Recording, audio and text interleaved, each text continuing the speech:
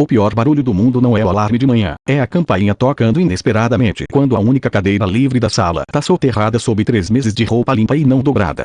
Você trava na entrada da cozinha, calcula o tempo de resposta e percebe que sua intimidade inteira virou lixo reciclável espalhado pelo sofá. Você abre a porta do próprio quarto e tem aquele segundo de hesitação. Sabe o segundo? A mão na maçaneta, a luz do corredor acesa, e você pensa se realmente vale a pena encarar o cenário de guerra que você mesmo construiu ao longo da semana. No chão, tem a calça jeans que foi usada na terça-feira, ou seria na segunda. E que agora serve de tapete improvisado para o pé descalço.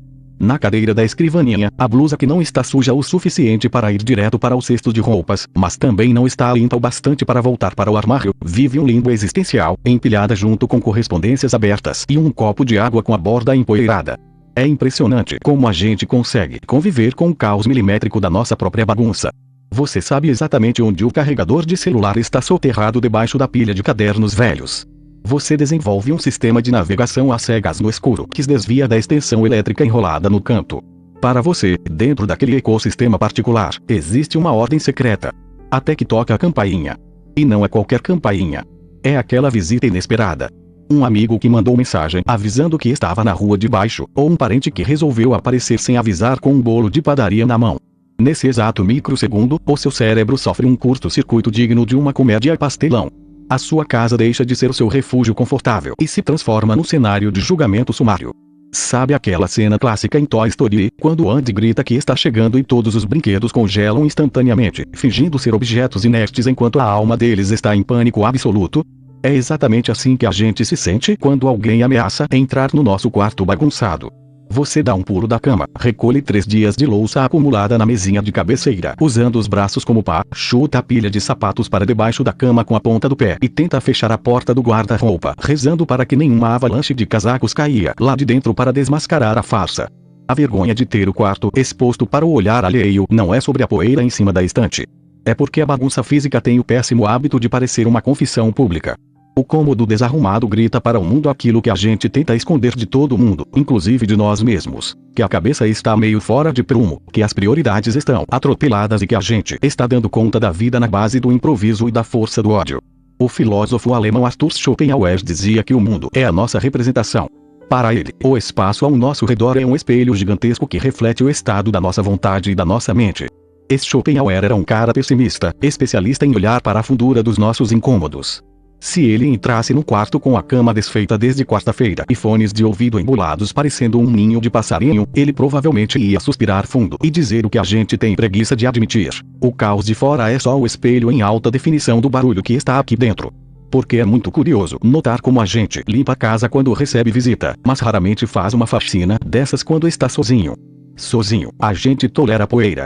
Sozinho, a gente aceita que a gaveta de meias seja uma zona autônoma sem lei. A gente só sente pressa de organizar o espaço quando existe o risco de um outro par de olhos julgar o nosso descontrole. Como se a desordem, enquanto está escondida atrás da porta fechada, não doesse.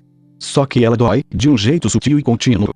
Você acorda de manhã, bate o olho naquele monte de cabides vazios e no chão entulhado, e o seu dia já começa perdendo 10 pontos de energia vital antes mesmo de o café passar. É uma poluição visual que drena a sua paciência. Você tropeça nas suas próprias coisas e acha normal. E a gente tenta enganar o problema comprando soluções cosméticas.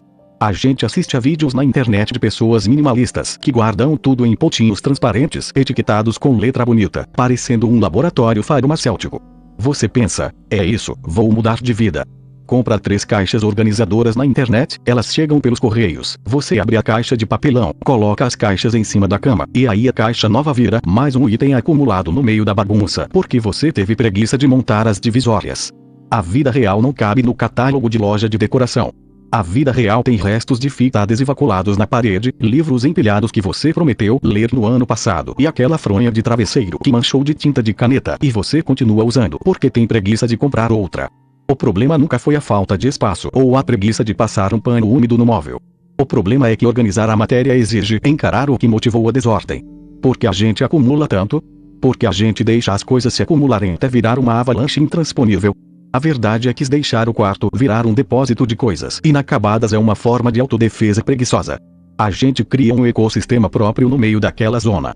É igualzinho ao filme Clube da Luta, quando o personagem do Edward Norton olha para o apartamento dele decorado com móveis caros de catálogo e percebe que ele é prisioneiro das coisas que possui. Só que no nosso caso, a gente vira prisioneiro exatamente do oposto, das coisas que a gente abandona, da tralha que a gente recusa a classificar, como se ignorar a existência física da bagunça fizesse os problemas da vida sumirem junto.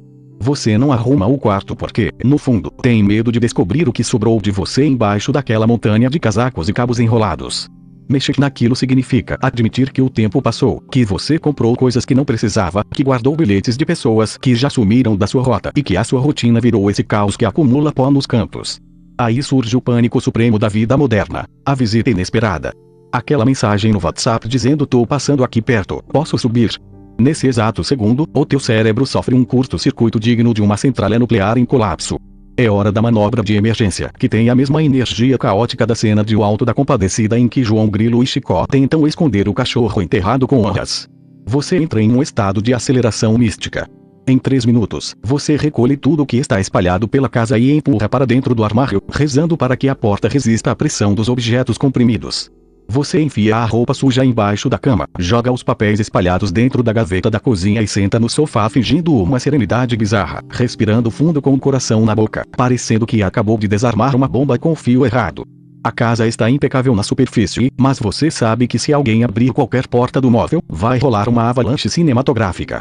E por que a gente passa por esse estresse ridículo? Porque existe uma culpa imensa atrelada ao modo como a gente vive. A gente carrega a expectativa invisível de que nossa casa deveria ser um santuário de paz e produtividade, igualzinho ao feed daquelas pessoas na internet que acordam às 5 da manhã para meditar em cima de um piso de madeira impecável, tomando café em uma xícara artesanal de cerâmica rústica. Mas a nossa terça-feira não é assim. A nossa terça-feira tem louça acumulando desde ontem à noite, uma meia perdida perto da sapateira e a luz do corredor que tá piscando faz 3 semanas porque ninguém teve saco de trocar a lâmpada. É aqui que entra o filósofo alemão Martin Heidegger, que falava muito sobre como a gente habita o mundo. Para ele, as coisas à nossa volta não são apenas objetos neutros parados no espaço, elas carregam o nosso modo de ser. Quando o quarto está uma zona intransponível, não é porque o universo conspira contra a sua organização. É porque o nosso interior está exatamente assim, abarrotado de ideias que a gente não teve coragem de finalizar, planos que a gente começou e deixou pela metade, e rascunhos de conversas que a gente nunca teve a coragem de enviar. Só que, em algum momento, a cor da éstica. Chega aquele domingo à tarde, aquele horário maldito em que a luz do sol começa a baixar e bate um desespero silencioso no peito, sem motivo aparente. O silêncio da casa pesa. E aí, movido por um surto místico de clareza ou por um tédio intransponível, você decide que vai encarar o monstro. Você puxa a cadeira, coloca uma música para tocar e começa pelo pior lugar. A gaveta de bagunças, aquela que tem desde um carregador de celular que não funciona, mas até moedas de países que você nunca visitou.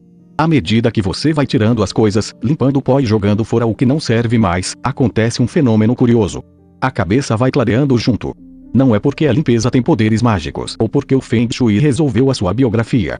É porque, ao dar destino físico para a tralha acumulada, você toma de volta o controle mínimo sobre o seu próprio espaço. Você percebe que o caos de fora era só um reflexo cansado do barulho de dentro. No fim das contas, arrumar o quarto não é sobre virar uma pessoa chata que vive em um museu cinza e perfeito. É sobre abrir um respiro na própria existência. É sobre conseguir caminhar pelo chão do quarto de luz apagada no meio da noite sem pisar em nada que faça barulho ou machuque o seu pé. A vida real vai continuar meio bagunçada, a louça vai voltar para a pia daqui a pouco e vai ter sempre um casaco jogado no encosto da cadeira. E tá tudo bem. A perfeição é uma mentira que consome a energia que você precisa para viver. Então, fecha essa aba do navegador, levanta desse sofá, vai ali recolher o que tá espalhado e deixa a poeira baixar. É isso. Vai lá viver. Essa voz é sintetizada. A ideia, não. Deixa o link aí.